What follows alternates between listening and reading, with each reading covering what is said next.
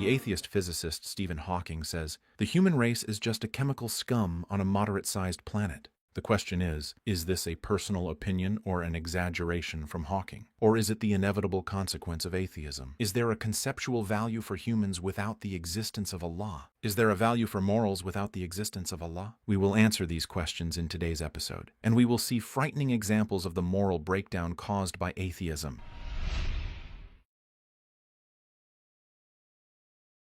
Praise be to Allah, and may the peace of Allah be upon His Prophet. Imagine a phone message from your brother saying, "You're invited to lunch." Does this message have any meaning? Of course. Is it a truth or an illusion? It is a truth. Does it have any value? Yes. Will you act based upon it? Yes. You will tell your family, "We are invited to lunch at my brother's house. No need to prepare lunch, etc." Imagine, on the other hand, that you forgot your mobile phone unlocked in your pocket, next to the house keys, and the keys clicked on the phone's keyboard while you were walking back and forth, standing and sitting. Hours later, you took out your phone to make a call, and saw thousands of random letters. With this sentence in the middle, "You're invited to lunch." Does this sentence have a writer who wrote it with intention? No. Does it have any value? No. Will you act based upon it? Again, no, because even if something meaningful appears in the midst of this jumbled mess, it cannot gain any value. According to atheistic logic, all the moral values that humans feel resulted from such jumbled messes, and have no worth or meaning. Therefore, they don't require a resultant action, as according to atheists, they come from randomness, which doesn't know what it's doing, doesn't promise, and doesn't commit to anything.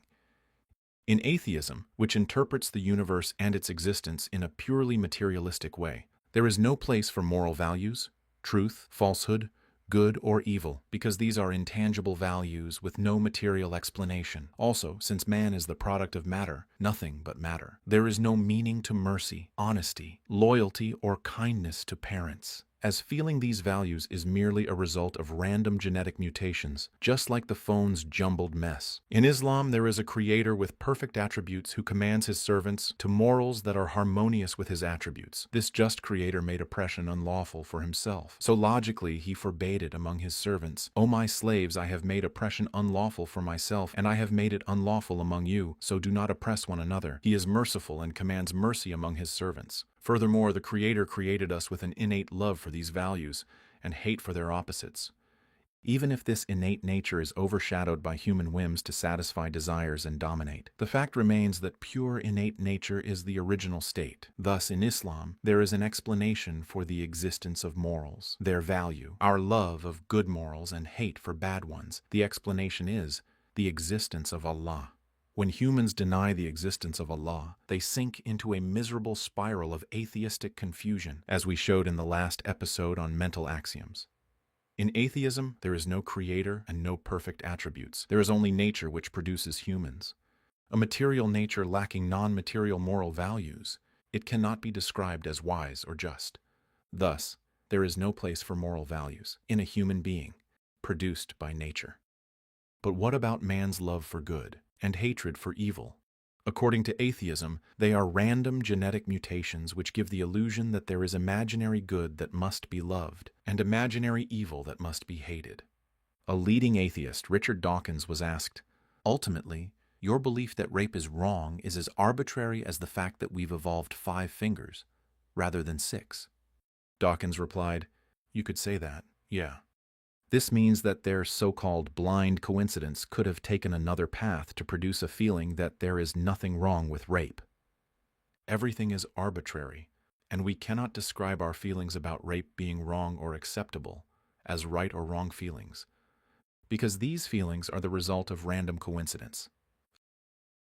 Accordingly, the morality of atheists has no definite source, can't be described as right or wrong, is not in harmony with the perfect attributes of a creator, and carries no accountability in an afterlife. It isn't absolute, so morals cannot be described as absolutely praiseworthy or absolutely reprehensible.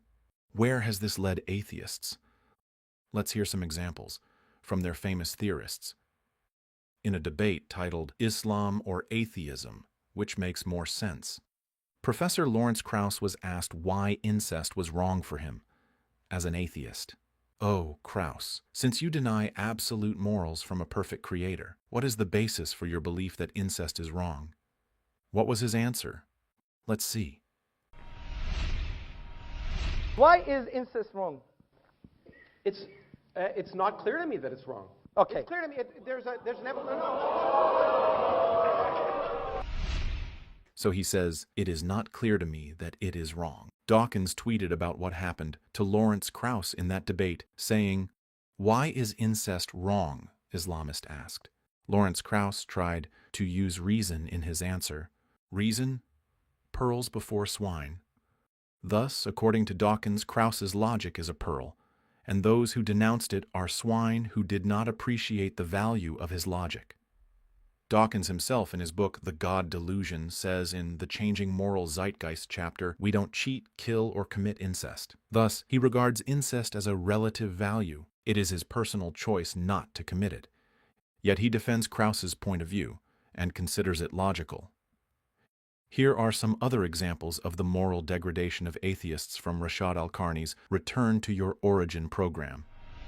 In a more daring, impudent move, Professor Grieve calls for incest to be decriminalized and for its penalties to be abolished. Moreover, you may be surprised to hear that a European country has gone further to discuss the legalization of incest in Parliament. What deviance! They even discussed how a father should be able to have children with his daughter. Legally. All praise be to Allah for the blessing of Islam. Indeed, atheists are pushing morals towards the abyss. We have the atheist Dr. Dan Barker saying that rape may be morally acceptable if needed. As for the atheist Peter Singer, here is another farce. He sees no real objection to bestiality, he says. Humans and animals can have mutually satisfying sexual relationships.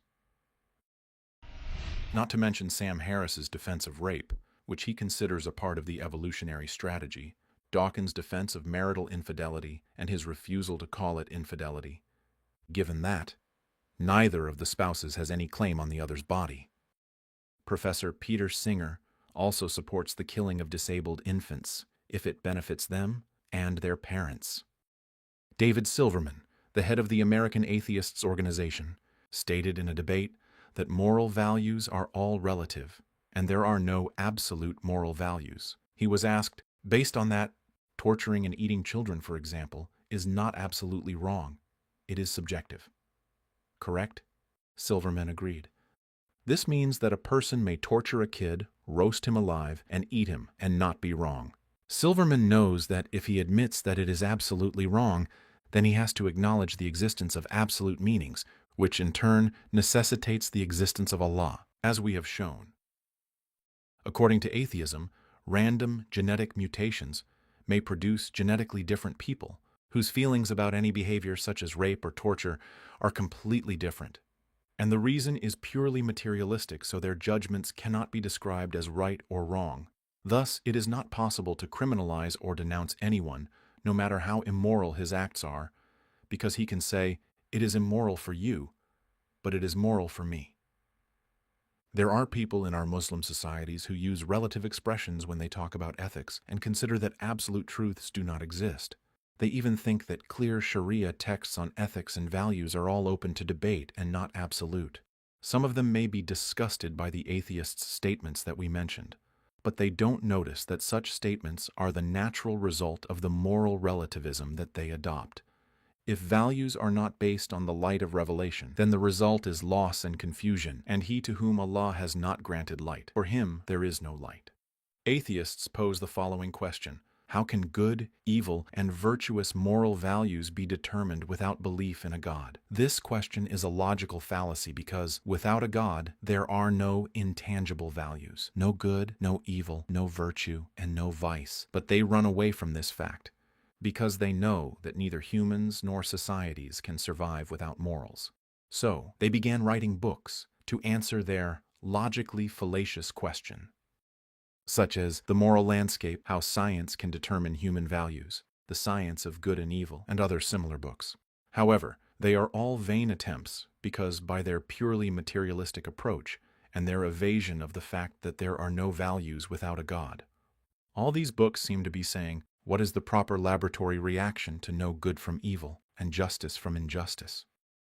Perhaps it is now clear that when Stephen Hawking said, "The human race is just a chemical scum on a moderate-sized planet," he was in harmony with his atheism, and he relieved himself from searching for morals for this scum.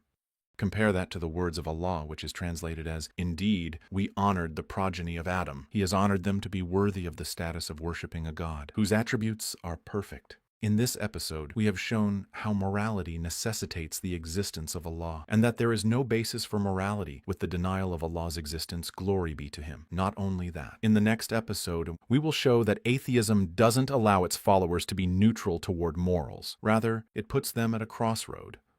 They either adopt some good morals, contradict themselves, and betray their atheism and Darwinism, or they live in harmony with their atheism and Darwinism and adopt the worst, most corrupt morals.